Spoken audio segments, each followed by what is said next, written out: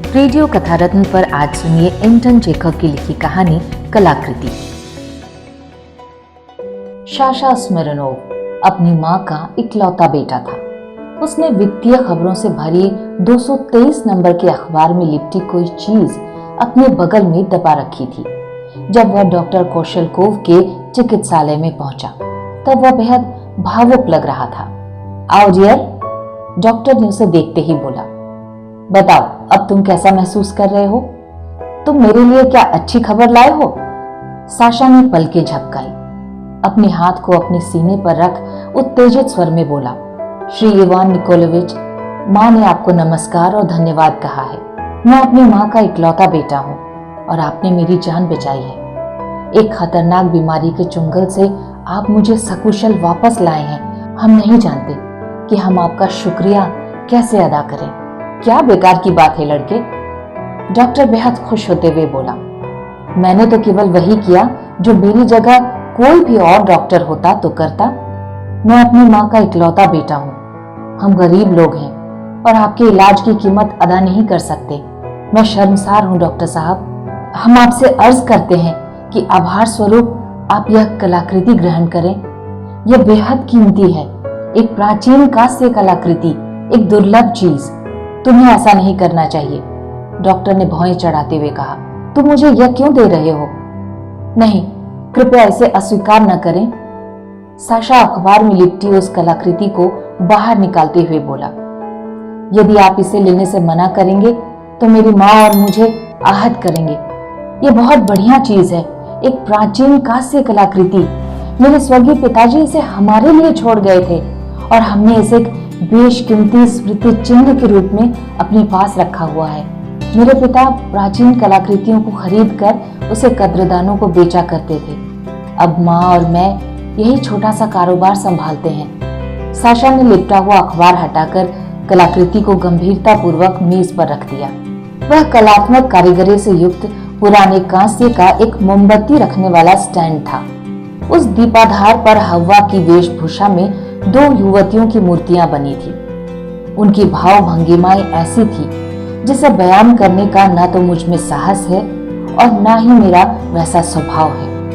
दोनों युवतियां बड़ी अदा और नखरे से मुस्कुरा रही थी और उन्हें देखकर ऐसा लगता था कि यदि उन्हें मोमबत्तियां रखने वाली उस कलाकृति का आधार बनने के काम से मुक्त कर दिया जाता तो वे वहां से उतरकर ऐसे लंपट्य में मग्न हो जाती जिसकी कल्पना करना भी पाठक के लिए अशोभनीय होगा। तोहफे को देखते हुए डॉक्टर ने धीरे से अपना सर खुजलाया और अपना गला साफ किया। हाँ, यह वाकई बढ़िया चीज है, वह बुदबुदाया, लेकिन मैं इसे कैसे बयान करूं? मैं इसे कैसे बयान करूं? पारिवारिक माहौल के लिए यह नहीं बना है। इन मूर्तियों से कामुक नग्नता झलक रही है, बल्कि उससे भी कुछ ज्यादा। क्या मतलब? मिथकीय प्रलोभक सर्प स्वयं इससे बुरी कोई चीज गढ़ नहीं सकता था। यदि मैं मायाजाल से भरी ऐसी कोई चीज अपनी मेज पर रखूंगा तो यह पूरे घर का माहौल खराब कर देगी। कला को देखने का आपका यह बड़ा अजीब नजरिया है डॉक्टर साहब, साशा नाराज होते हुए बोला। यह तो एक कलाकृति मात्र है, आप इसे ध्यान से देखिए। इस चीज में इतना सौंदर्य और लालित्य है कि यह आपकी आत्मा को श्रद्धा से भर देती है और इसे देखकर आपको अपना गला रूंधता हुआ महसूस होता है। जब कोई इतनी सुंदर कलाकृति देखता है तो वह सभी सांसारिक चीजों को भूल जाता है। देखिए तो सही, इसमें कितनी गति है, इसका अपना ही वातावरण है, इसकी अपनी ही मुद्रा है। प्यारे लड़के, यह सब मैं अच्छी तरह समझता हूं, डॉक्टर ने उसकी बात बीच में ही काटते हुए कहा। लेकिन तुम जानते हो, मैं एक पारिवारिक आदमी हूं। मेरे बच्चे यहाँ आते रहते हैं, महिलाएं यहाँ आती रहती हैं। जाहिर है यदि आप इस कलाकृति को भीड़ के नजरिए से देखेंगे, साशा ने कहा, तो यह आपको किसी विशेष रंग में रंगी नजर आएगी। किंतु डॉक्टर साहब, आप भीड़ से ऊपर उठिए। इसे लेने से इनकार करके आप खास तौर पर मेरी माँ और मुझे आहत करेंगे। मैं अपनी माँ का इकलौता बेटा हूँ। आपने मेरा जीवन बचाया है। हम आपको अपनी सबसे अमूल्य वस्तु भेंट में दे रहे हैं। और मुझे केवल इसी बात का खेद है कि मेरे पास आपको देने के लिए इसका दूसरा जोड़ा नहीं है। धन्यवाद प्यारे, मैं बहुत आभारी हूं, लेकिन जैसा मैंने पहले कहा, मेरे बच्चे यहाँ आते रहते हैं, महिलाएं यहाँ आती हैं। खैर तुम यहीं रख दो, मैं समझ सकता हूं कि तुमसे बहस करने का कोई फायदा नहीं। श्रीमान, बहस करने की कोई वजह ही नहीं, साशा ने राहत महसूस करते हुए कहा। मैं इसे गुलदान के पास रख रहा हूं, काश आपको देने के लिए मेरा इसका दूसरा जोड़ा होता। खैर चलता हूं डॉक्टर साहब। साशा के जाने के बाद डॉक्टर सर खुजलाते और सोचते हुए बहुत देर तक उस कलाकृति को देखते रहे।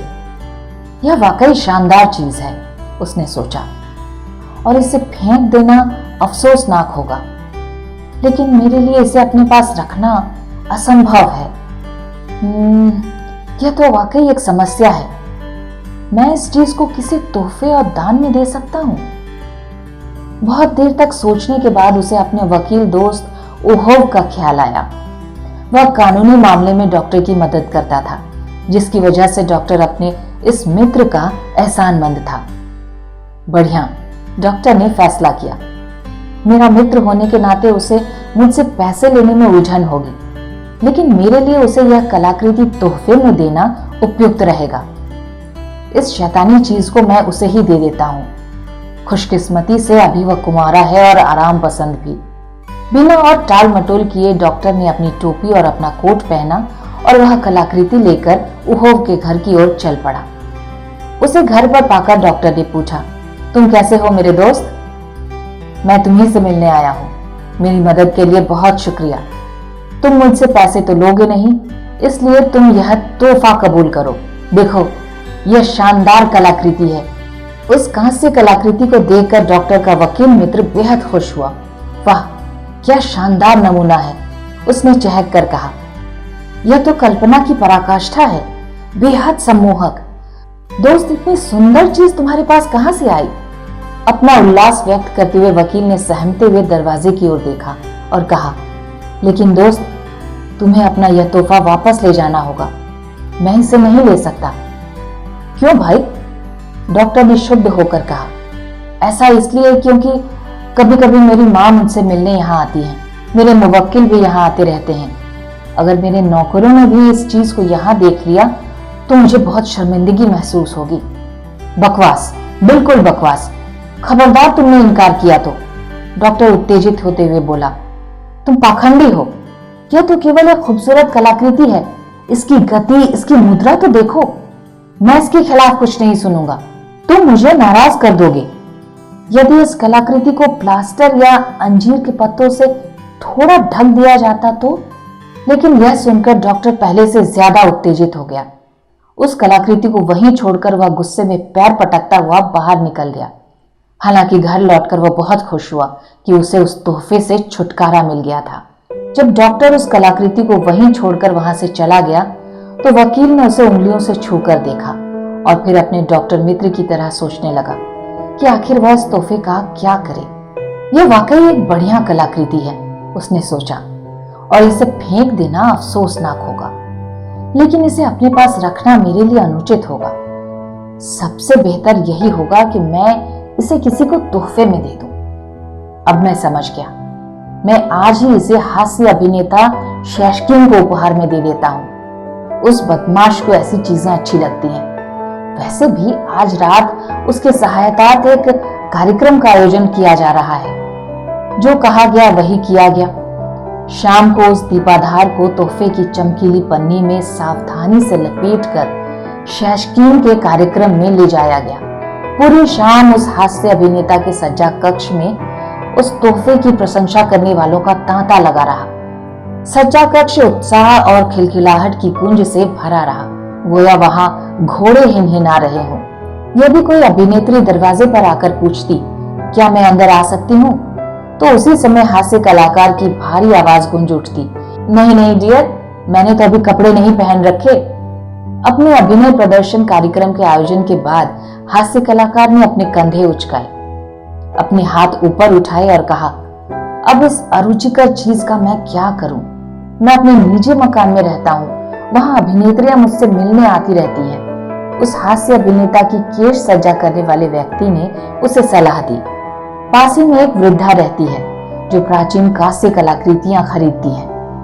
आप वहां जाकर श्रीमती स्मिर्नोव के बारे में पूछ सकते हैं, वहां सभी उसे जानते हैं। हास्य अभिनेता ने सलाह मान ली। 2 दिन बाद डॉक्टर अपने चिकित्सालय में बैठा था और माथे पर एक उंगली टिकाकर वह पित्त के अम्ल के बारे में विचार कर रहा था। अचानक चिकित्सालय का दरवाजा खुला और साशा स्मिर्नोव तेजी से कमरे में घुसा। वह मुस्कुरा रहा था और उसके पूरे मुखमंडल पर प्रसन्नता की कांति छाई हुई थी। उसने अपने हाथों में अखबार में लिपटी कोई चीज पकड़ रखी थी। डॉक्टर साहब, उसकी सांस चढ़ी हुई थी। आपको मेरी खुशी का अंदाजा नहीं होगा। खुशकिस्मती से हम आपके लिए दीपाधार का जोड़ा लाने में सफल हो गए हैं। मेरी माँ बहुत खुश है। मैं उसका इकलौता बेटा हूँ। आपने मेरी जान बचाई है। और साशा ने कृतज्ञता से कांपते हुए उस दीपाधार को डॉक्टर के सामने रख दिया। डॉक्टर का मुंह खुला रह गया। उसने कुछ कहना चाहा पर उसके मुंह से कोई शब्द नहीं निकला। ये कहानी आपको कैसी लगी?